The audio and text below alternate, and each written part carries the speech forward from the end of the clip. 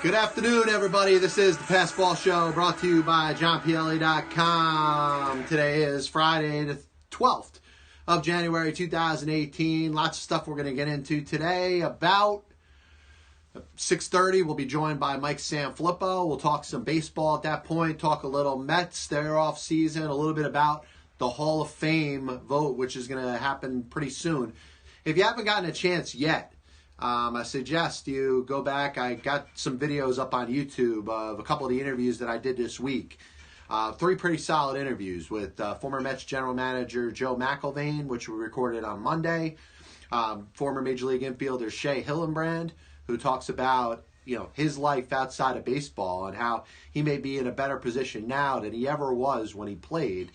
And Major League relief pitcher Andrew Bailey, who was the 2009 American League Rookie of the Year, joined me on Wednesday. So if you guys get a chance, you could view them through Periscope, but I've also put YouTube videos together.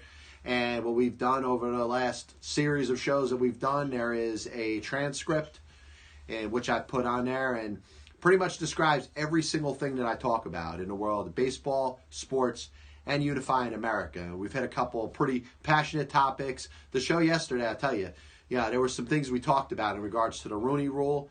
And the other thing about minorities who have interest in potentially owning a sports franchise. And I got some very hard takes on it, and I hope you get a chance to listen. But most importantly, anything that I discuss, I'm here to keep the conversation going. I'm not always going to say things that are politically correct. I'm not always going to say things that are right along the lines of what everybody expects somebody to say. So if you disagree, or even if you agree, just keep the conversation going. You could do that through the feed here on Facebook Live, but also the conversations through Periscope. I read all the comments, so keep that going. And also through YouTube. We could all do that the same way. We're going to talk about a couple different things before we get into Pielli's picks, which we're going to do right before Sanfilippo joins the program at about 6:30. We'll talk about we'll recap the games from last week, but also will get us, in regards to the picks this week. And I'll tell you, I'm looking at a couple of these lines that are here. And I tell you, the line for the New England-Tennessee game is getting, pretty far. I mean, it's 13.5 right now. It might even rise before the game time. So I'm kind of torn in regards to what am I going to pick. Do I think the Patriots are going to beat the Titans by 14 or more points? Or do I think that they'll fail to cover the spread? I'm not going to say that I believe the Titans are going to win, but we'll get into that in a little bit. But segues me right into what I want to talk about in regards to the New England Patriots. And earlier in the week, we brushed up on some issues in regards to Seth Wickersham's article that he wrote for ESPN. And one of the things that I want to compare it to is it's something that we see out in the media today. And the media, if we understand, I am not 100% buddies with the media. And the way that I come across, yes, I'm opinionated. I throw my perspective on things. I discuss topics throughout the world of sports and sometimes stuff in regards to unifying America. I give an opinion. And I understand that it is just that, an opinion. The media, the way it's set up today, is changing the landscape of what we view the media as being. And I'm giving you an opinion. I'm never going to confuse the opinion that I'm giving to anybody as it pertains to being a fact. I'll use facts to back my arguments, but my opinion is that. It's an opinion. So we look at what's happening with the story that Seth Wickersham puts out there, and he uses some good sources. He does his research. He spent a lot of time putting this article together. But now it becomes one of those like Hollywood couple scenes where we think about, this Hollywood star is dating this Hollywood actress, and the general public can't wait to see them fail. They get married, and they can't wait to see them get divorced. The same thing we're seeing with the New England Patriots, who, by the way, have sustained an amount of success for going on 18 years now that we have not seen in a National Football League before. We've never seen a coach and a quarterback coexist, having their minds, whatever differences they may have, not coming to a head for 18 years. So what does that create? That creates the media storm where they can't wait to see a breakup. They can't wait to see turmoil that exists within Bill Belichick and Tom Brady. And in the end, they can't wait to see it completely break up. And what that does for the general public as they're watching it unfold, it's bringing humility to it, saying, hey, they're human too. They go through problems just like we do. And it almost gives the general public, especially people that are anti-New England Patriots, maybe fans of other sports teams, and maybe just people that are just tired of seeing the New England Patriots succeed year in and year out, just a happy feeling. And that's what Hollywood is. Hollywood is set up where you gossip and slander about these two people, and you can't wait to continue to throw jabs in this direction until they ultimately break up.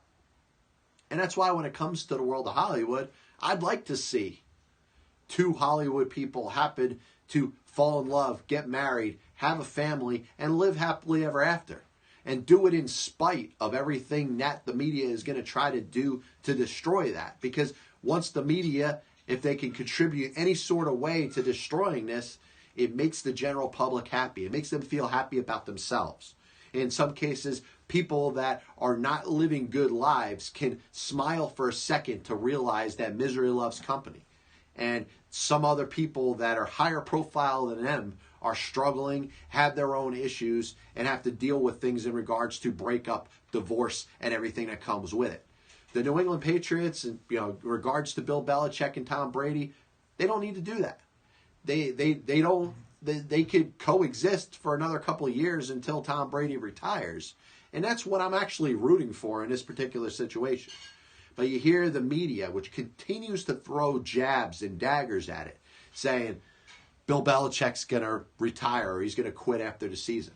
Well, you know what? If Bill Belichick does that, then he, a guy that has stood up and basically said nothing all these years, would be, in his own way, admitting exactly what everybody is trying to throw at him in regards to the narrative. You know when you're with somebody for 18 years, you're going to have some ups and downs. Everybody that's listening to the show now that's married or knows somebody that's married or has parents that have been married for a long time understands that not every aspect of a married life is going to be perfect. You're going to have disputes. You're going to have arguments. There's going to be differences in opinions. And you know what? Sometimes you need some sort of conflict to set yourself up in a position where your marriage grows and your marriage gets stronger. When it comes to Brady and Belichick, listen, they've had a ton of success. They haven't had a 5-11 season. They haven't had a disaster where everything is falling apart and the media comes after them saying, hey, it's time to split. You know what they've done year in and year out? They've gone out there and they've won. Even the years that they haven't, won a Super Bowl, they've had a top seed in the AFC. They've played home playoff games. Yes, every now and then they get knocked off. But the next year, they put together a team around the two of them that is just as good. And, basically what this story is representing, it's representing a sticking the middle finger up at the media and society, which tells you that we can't wait to see you guys fail. And when you fail, we're going to continue to report it and make it out to be a bigger story than it is. And if this, I'm sure there were a lot of aspects of this story that were put together by Seth Wickersham that were true. Was there a divide over the decision to trade Jimmy Garoppolo? Probably. And I said before, the main reason is, no star quarterback wants to groom and trade somebody who they perceive as their replacement. Brett Favre didn't want to do that. Joe Montana didn't want to do that. And you know what? It's going to create some divide not only within the organization, but it's going to create some divide within that quarterback and the other guy that's there. They're probably not going to get along because they look at each other as competition. You could only have one starting quarterback in the National Football League. So you expect the relationship to be between Tom Brady and Jimmy Garoppolo to be perfect.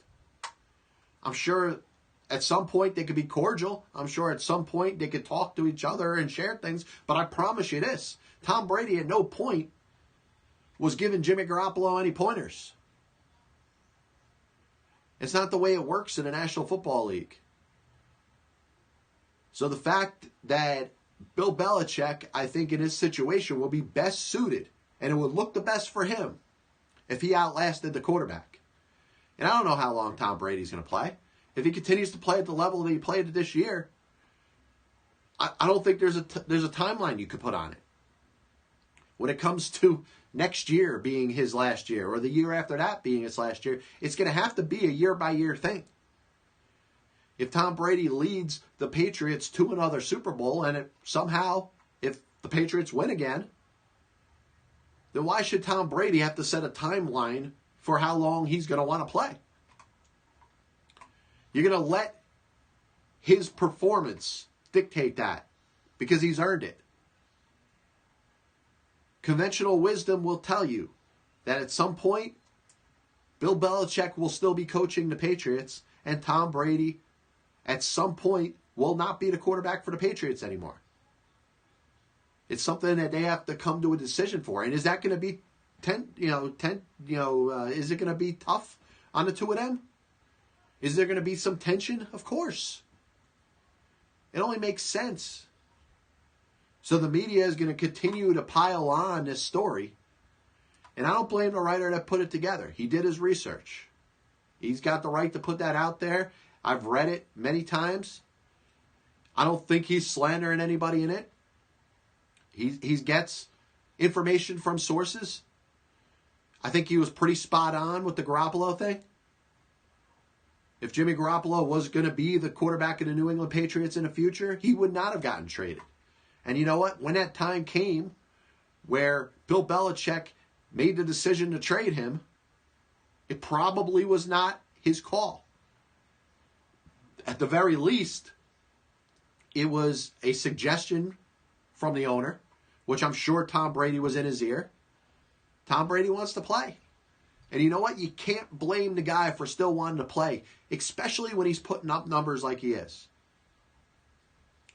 We talked about, before the season started, about the teams in the AFC that had a chance to challenge the New England Patriots. Very few of them have even come close. When I look at the grand scheme of the playoffs as they set up for the AFC's picture in regards to representing that conference in the Super Bowl, none of these teams would scare me if I was the Patriots. As a Tennessee Titans fan, yes, I'm excited to see another postseason game. I don't think they got much of a chance against New England. Can the Steelers play them tough in Foxborough? Maybe.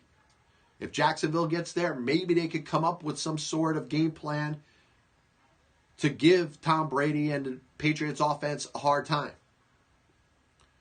But I tell you, they got their own issues if they're going to put any points up against the New England defense.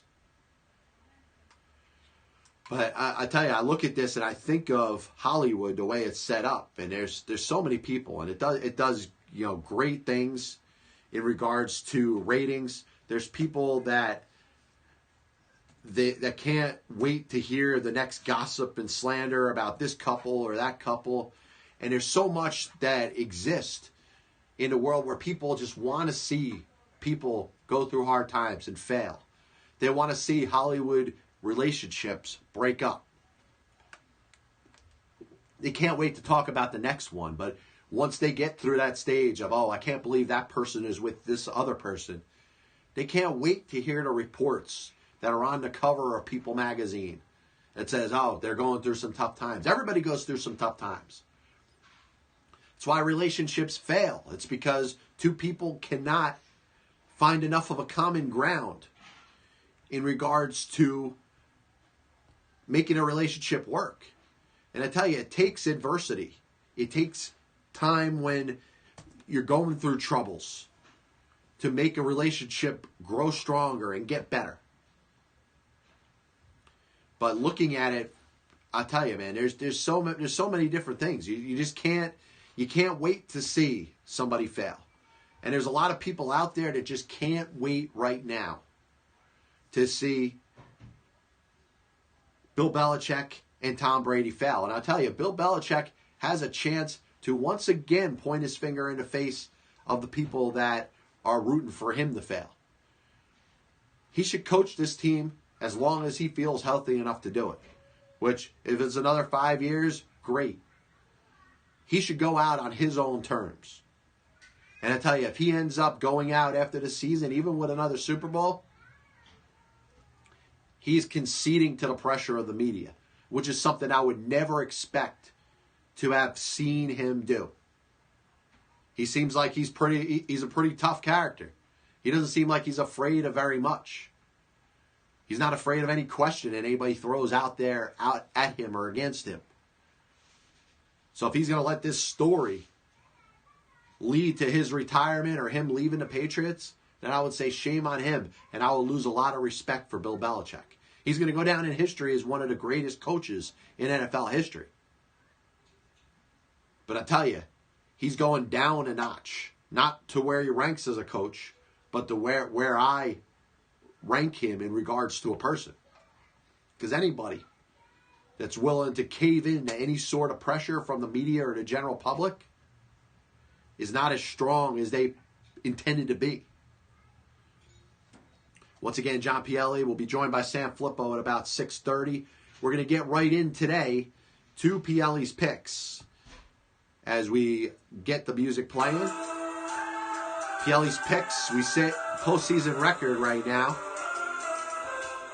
of 2-2. We did good with all the games in regards to picking the winners. We had the 2 Saturday winners in regards to the spreads because I picked against the spreads. So the Titans and Atlanta winning put us in good shape. Unfortunately, neither the Jaguars nor the New Orleans Saints were able to cover. So we finished at 2-2. So we're back at Pielli's picks for week number 2, the divisional round of the NFL postseason. We'll start with the first game on Saturday. And this, I think, is probably one of the easier games to pick because I think a lot of people are piling on the Atlanta bandwagon. The Philadelphia Eagles are in a very tough spot. They sit here, a home playoff game, the number 1 seed, home field advantage throughout the playoffs, but are sitting there without the player that has pretty much carried them through their entire season. And when they're sitting there with the best record in the NFC, they looked like they were pretty much, they had a great opportunity to make a run in the postseason, and Nick Foles has not been able to carry his weight. Now, one game he played against the Giants this year where he performed pretty well. And in fact, it was a Giants team that I thought could have beat him on any given week. You saw pretty much the best performance out of the New York Giants that you saw the entire season. But Nick Foles played well, and I think he slightly outplayed Eli Manning. And that was probably Eli Manning's best performance of the entire season. Now, if there was going to be any chance that the Eagles were going to come through and win this game against the Atlanta Falcons, it would be with Nick Foles playing a game pretty similar to that he played against the New York Giants. I just don't see it happening. And I look at it, the Falcons are given 3 points on the road. And I think they can win this by 4 or more points. So first pick, Pielli's picks for the divisional round of 2018, 2017 going into 2018. Give me the Atlanta Falcons +3 against the Philadelphia Eagles. The next game is the night game. The Tennessee Titans, happy to get through beating the Kansas City Chiefs, which I thought was an upset. But I thought the spread was pretty high. And I think it was 7.5 last week. And I was like, wow, that was too high of a number to think that the Kansas City Chiefs were going to be able to dominate them. I thought the Titans defense was going to be able to keep this game close. I thought it was a field goal game, maybe at the very least a touchdown. But remember, a touchdown game is still less than 7.5. So I look at the Titans, and I tell you, my heart wants to pick the Titans in this. And I do. And I think this could be a great coming out party for Marcus Mariota. The issue that I have, the thing that I'm going to bring to the forefront here, is that Mariota has not been that good. He's been a guy that, since he was drafted, was expected to take that leap into the upper echelon of NFL quarterbacks, and he hasn't done that. I think he does a lot of good things between the ears. He game manages well. He doesn't commit that many turnovers, though at some points this season turnovers have been an issue. He does a lot of great things by running the football. But if you're going to ask me if Marcus Mariota is going to be able to single-handedly put 30 points on the board, because that's what it's going to take to beat the New England Patriots, I don't believe in that. I think the Titans could score 20. I think they could score 17. The issue is going to be, could the Tennessee Titans defense hold the Patriots enough in check to make this close? And as I'm talking right now, I'm back and forth. And now I'm looking at a line that says 13.5. Is this a game that seems to you that'll be like a 40-20 game? I don't think so. And I think the Titans defense could keep this close enough that the game could be 30-20 or 27-17. The Patriots will be in a victory formation in the last 2 minutes of the game. But I think the Titans could keep this game close. So game number 2, and I'll tell you, the spread is what got me here. And if the Titans are getting 13.5 in Foxborough, I think they could lose by less than 13.5. So pick number 2, the Tennessee Titans plus 13.5 at New England. And you know what? I tell you, it leaves the miracle possibility out there. And let's say that miracle happens.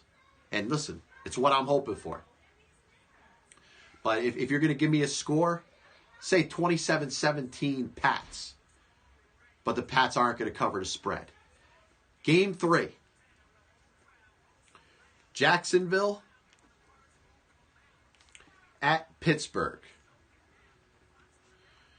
And Pittsburgh in this game is favored by 7. Remember, the Jaguars played one of their best games of the season by beating the Steelers earlier on. Now, Jacksonville's defense, I think, is going to provide some matchup issues for the Pittsburgh Steelers. But I'm going with my gut. And I don't believe in Blake Bortles. Blake Bortles' performance last week against the Buffalo Bills team that they should have had their way with. Defensively, they couldn't keep... The Buffalo Bills didn't belong on a field with them. And this is when I needed to see Blake Bortles make a play or two. And I know he threw that touchdown, in a game, which, was the only touchdown in the game. I think the Steelers are going to come in here with some fire. Antonio Brown's back. Antonio Brown is, according to him, close to 100%. And if he is, you could put Ramsey up against him all game, and I think he's going to be able to make a play or two. Le'Veon Bell may not be with the Steelers next year. I think the Steelers are going to look at this game and say, you know what? Not only are we going to look to beat Jacksonville, but we're going to beat them as good as we can. I don't think the Steelers are going to score 40 points. They might not even score 30. This will probably be a low-scoring game. But I think the Steelers, in the end, are going to be able to win this game by 7 points or more. So pick number 3. Give me the Pittsburgh Steelers at home, favored by 7 against the Jacksonville Jaguars. Finally, we'll go to the Sunday afternoon game, New Orleans at Minnesota. And I look at the spread in this game, and I think it gets to a point, and I've talked about this all season, the point spreads are what are going to kill you as a gambler. And if you're into betting every single game, I think at some point you're going to end up going bankrupt. Because the spreads, the way they're set, they are so close to being what the games end up turning into. And that's why when I see a line like 13.5, I think the Titans can play good enough defense to keep the Patriots from blowing them out by like 20 points. But the Vikings, I tell you, I've had some issue with the Vikings, and pretty much all season I've been proven wrong. Case Keenum's getting the start. Sam Bradford is dressing. I don't think Sam Bradford's going to play. I like the cohesion that the Minnesota Vikings have with their quarterback, with Case Keenum, the way he's running that offense, the way Pat Shurmur is coming up with these game plans. I think they are in a very good position. The New Orleans Saints seem to be clicking on most cylinders. And I looked at two teams that I was the most impressed with when I watched them play last week. It was obviously New Orleans and Atlanta. I think of Atlanta being a little bit better right now if I'm comparing Atlanta and New Orleans. I think Atlanta's going to have an easier time against Philadelphia. But I look at this game, and I'm trying to figure out, and I think prime time on Sunday is perfect time. It's the game that everybody should be watching. It's the game that I think seriously can go either way. Do I think New Orleans can make a play or two when the game's on the line? Yes. And if you ask me which quarterback I trust with the game on the line, in spite of how well Case Keenum has played this season, I'm still going with Drew Brees. And I tell you, the more I've spoken here, the more I've been back and forth on it. But I'm going to make my pick right now. I'm taking the 5 points if I'm New Orleans on the road. And I've been proven wrong a couple times this year. Maybe I finally got this one right. Maybe I don't. But I'm going New Orleans +5 at Minnesota. So